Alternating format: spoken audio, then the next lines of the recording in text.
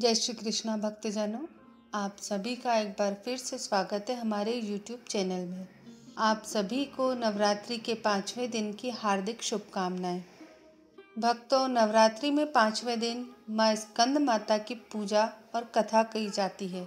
इन्हीं की हम आराधना करते हैं। स्कंद माता नवदुर्गा की 5वीं शक्ति है। पहाड़ों पर रहकर सांसारिक जीवों में नव चेतना का निर्माण करने वाली है स्कंद माता।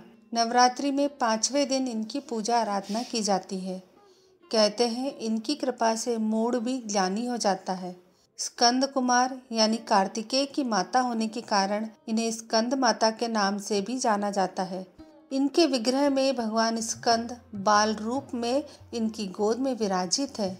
स्कंद माता का नाम 2 शब्दों से मिलकर बना है, स्कंद और माता, जिसमें स्कंद कार्तिकेय हैं जो कि महादेव और माता पार्वती के पुत्र हैं, और माता का अर्थ है माँ। इस प्रकार स्कंद माता पार्वती का ही एक रूप है।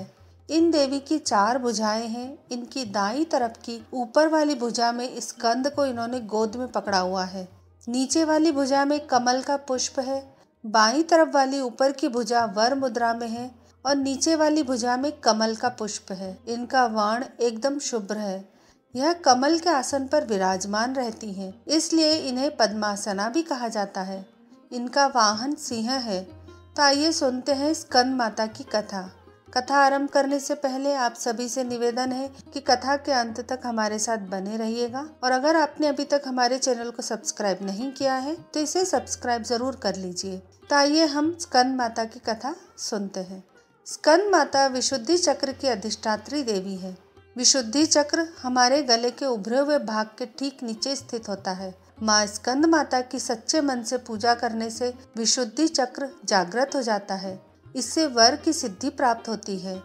माता हमेशा कमल पर विराजित रहती है, इसलिए इन्हें देवी पद्मासना के रूप से भी जाना जाता है। माँ स्कंद माता का मन पूर्ण रूप से लौकिक और सांसारिक संबंधों से दूर रहता है। स्कंद माता का पूजन करने वाले व्यक्ति और जीव मुख्यतः सांसारिक बंधनों में रहकर भी उनसे मुक्त होते हैं। माँ दुर्गा के स्कंद माता अवतार की एक कहानी है। माता सती द्वारा अपना देह त्यागने के बाद भगवान शिव ने खुद को सजा देने के लिए स्वयं को सांसारिक बंधनों से दूर कर लिया और एक तपस्वी के रूप में पहाड़ों पर रहकर कड़ी सर्दी में तपस्या करने चले गए। इस दौरान ताड़कासुर ने एक और राक्षस के साथ मिलकर देवताओं पर हमला कर दिया। तारकासुर को यह वरदान प्राप्त था कि उन्हें मारने के लिए भगवान शिव की संतान को ही आना होगा। उन राक्षसों ने चारों ओर त्राही मचा दी। आसपास हर किसी को परेशान कर रखा था। इन राक्षसों के अत्याचारों को देखकर सब देवगण चिंतित हो गए। तभी सब भगवान विष्णु के पास गए और उन्हें अपना दुख सुनाया। उन्होंने नारद जी से कहा कि यदि वह माता पार्वती से भगवान शिव को पति के रूप में पाने के लिए तपस्या करने को कहेंगे, तब शायद भगवान शिव उनसे शादी कर ले और उनके मिलने से महादेव की संतान जन्म ले। वो ही उन राक्षसों का वध कर सकती है। इसलिए नारद जी के कहने पर माता पार्वती ने भगवान शिव को पति रूप में पाने के लिए घोर तपस्या की और उनकी भक्ति से खुश होकर भगवान शिव उनसे विवाह करने को तैयार हो गए। विवाह के बाद भगवान शिव की ऊर्जा से एक बीज का जन्म हुआ।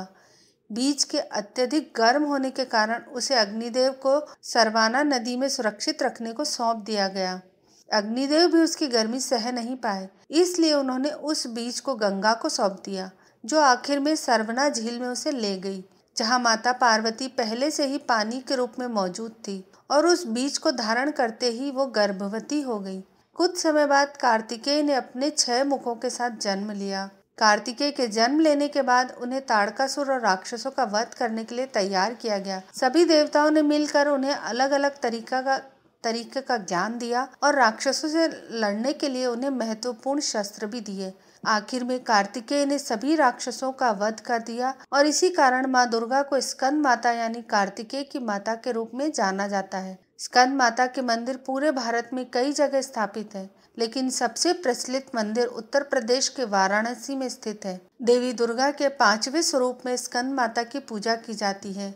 बहुत ही दयालु माना जाता है। कहते हैं देवी दुर्गा का यह स्वरूप मातृत्व को परिभाषित करता है। स्कंद माता के कमल आसन पर विराजमान होती हैं, इसलिए इन्हें पद्मासना देवी भी कहते हैं। कहते हैं संतान सुख की प्राप्ति के लिए माता की पूजा के साथ उनके मंत्र की आराधना विशेष फलदायी होती है। माता की आराधना के लिए विशेष मंत्र है ओम देवी स्कंद माताए नमः, यानी ओमकार स्वरूपी स्कंद माता, जो कि अपने भक्तों की समस्त इच्छाओं को क्षण भर में पूरा कर देती हैं। उनके चरणों में बारंबार नमस्कार है। माँ दुर्गा का स्कंद माता अवतार हमें यह सिखाता है कि कैसे एक माँ सदैव अपने बच्चे को अच्छाई की ओर बढ़ाना सिखाती है। इसलिए हमें अपनी माँ का सदैव सम्मान करना चाहिए और उन्हें हर चीज के लिए धन्यवाद कहना चाहिए। माँ स्कंद माता की पूजा के लिए सूर्योदय से पहले उठकर स्नान आदि करके स्वच्छ वस्त्र को धारण करें। माँ स्कंद माता को गंगा जल से स्नान कराएं। माता को चुनरी और वस्त्र अर्पित करें। रोली और कुमकुम भी लगाएं। इसके बाद माँ को मिठाई और फलों का भोग लगाएं और माँ की कथा सुनकर आरती करें। मान्यता है कि स्कंद माता को केले का भोग बहुत प्रिय है। आप माँ को खीर का भोग भी लगा सकते हैं। नवरात्रि के 5वें दिन का शुभ रंग पीला और सफेद होता है। माँ की पूजा के समय श्वेत रंग या पीले रंग के वस्त्र धारण करना शुभ माना जाता है। या देवी सर्वभूतेषु माँ स्कंद माता रूपेण संस्थिता नमस्तस्यै नमस्तस्यै नमस्तस्यै नमो नमः। तो यह थी स्कंद माता की कथा। आपको यह कथा कैसी लगी हमें नीचे कमेंट करके जरूर बताइएगा। आपको कथा अच्छी लगे तो इस वीडियो को आप लाइक करिएगा, इसे अपने परिवार और मित्रों के साथ भी जरूर शेयर करिएगा और हमारे चैनल को सब्सक्राइब जरूर करिएगा। धन्यवाद। जय माता दी।